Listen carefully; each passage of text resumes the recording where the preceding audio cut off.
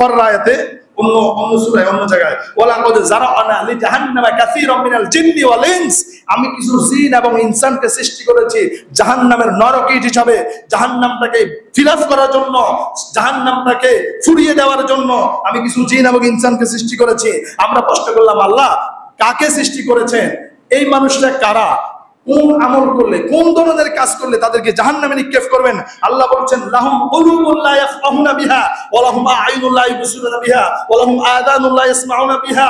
আল্লাহ তাআলা বলছেন যাদেরকে আমি কলব দিয়েছি কিন্তু কলব দিয়ে উপলব্ধি করে না, আমি তাদেরকে কর্ণ শক্তি দিয়েছি, কর্ণ শক্তি দিয়ে ভালোটা শুনে না, আমি তাদেরকে দৃষ্টি শক্তি দিয়েছি, এই দৃষ্টি শক্তি দিয়ে ভালোটা যারা দেখে না, যারা হালালের পথে থাকে না, হারামের পথে থাকে, হালালটাকে মেনে চলে না, তাদেরকে আমি জাহান্নামের মধ্যে নিক্ষেপ করব। আওয়াজ করে বলুন ঠিক কি না? আবার আল্লাহ তাআলা বলছেন যাদের মধ্যে তিনটা কর্মনীতি থাকবে, আল্লাহ তাআলা বলছেন ওয়ালাহুম আ'ইনুন লা ইবসিরুনা বিহা ওয়া লাহুম আযানুন লা ইয়াসমাউনা বিহা উলাইকা কাল আনআমি বাল হুম আদল। তারা শুধু মানুষ নয়, তারা হিংস্র জানোয়ারের চাইতো নিকৃষ্ট, তারা হিংস্র জানোয়ারের চাইতো ডাকাত, জঘন্য হয়ে যাবে। জোরে বলুন ঠিক কি না? তার প্রমাণ কি আমরা দেখতেছি না? কথা বলেন না।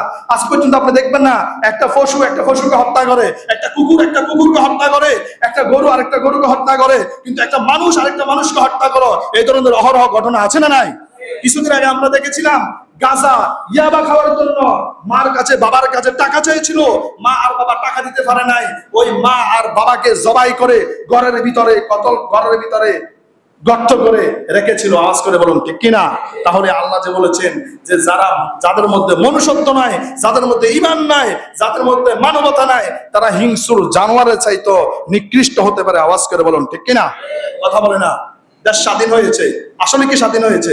দেশ আসলে স্বাধীন হয় না। আপনি এখনো হাঁটাচলা করতে যান, ভয় আছে না নাই?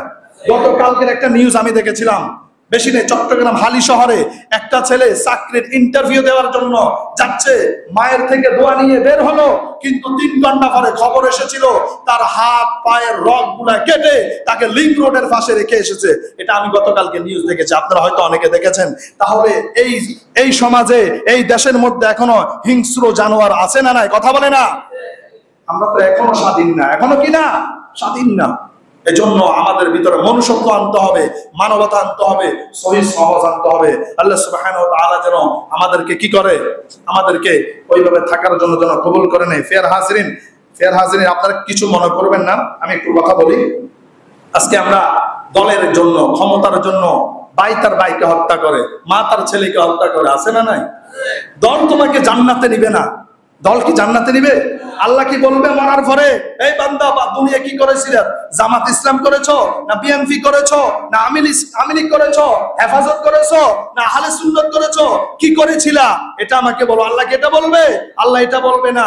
আল্লাহ বলবে বান্দা দুনিয়া কি নেক আমল করেছো, মানুষের সাথে কি ধরনের আচরণ করেছো, আমার প্রতি কি ধরনের ইবাদত করেছো, আল্লাহ এটা জিজ্ঞেস করবে। আওয়াজ করে বলুন ঠিক কি না? এজন্য পরিশেষে একটা কথা বলতে চাই, আমরা সমাজের মধ্যে শান্তি চাই, আমরা পরিবারের মধ্যে শান্তি চাই, অশান্তি আমরা কেউ চাই না। আল্লাহ যেন আমাদের প্রত্যেককে সহিহ সমাজ দান করে। সবাই বলে আল্লাহুম্মা আমিন।